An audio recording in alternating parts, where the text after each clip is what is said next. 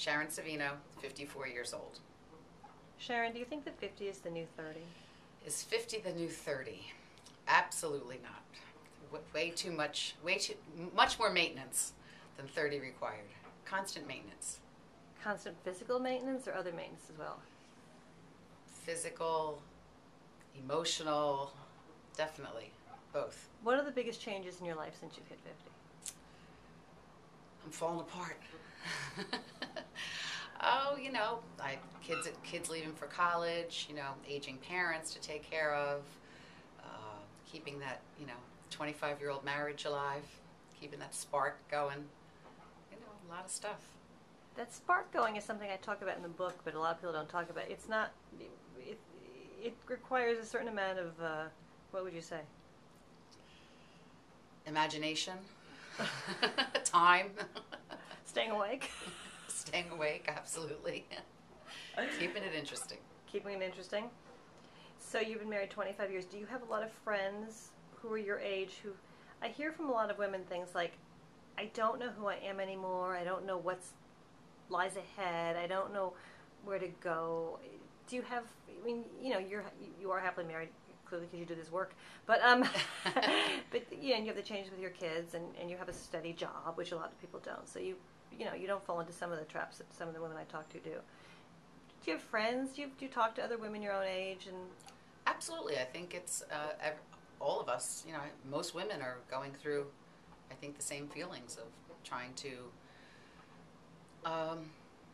reinvent or take stock of, where they are and where they're going. And I guess, the time that's passed seems a lot longer than the time ahead of you.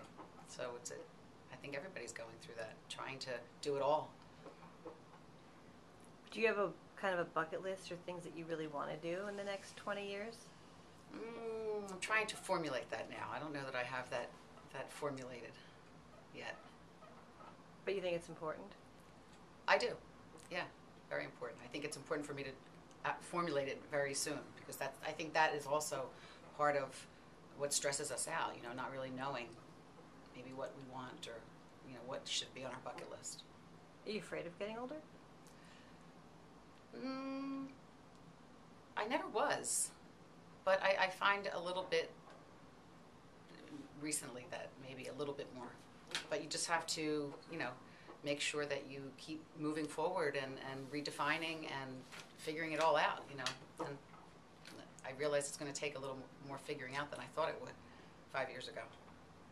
So what are the 3 rules that you live by to keep you kind of, because you're a pretty together girl when you're not nagging me about flossing my teeth. Well, everything in moderation, I think. Although, that comes into play again with how well we're supposed to eat to live to be 100. I don't know that I'm doing that quite as much, but I've always tried to do everything in moderation. I might have to change that a little bit and be a little more strict with myself, I guess. And, keep your connections, keep your friends and your family, close to you, and try to just keep talking to yourself all the time. It's constant self-talk. Well, you're a terrific girl. You look great, and thank you for sharing your views on 50. I'll talk to you when you're 60. Yeah, God willing.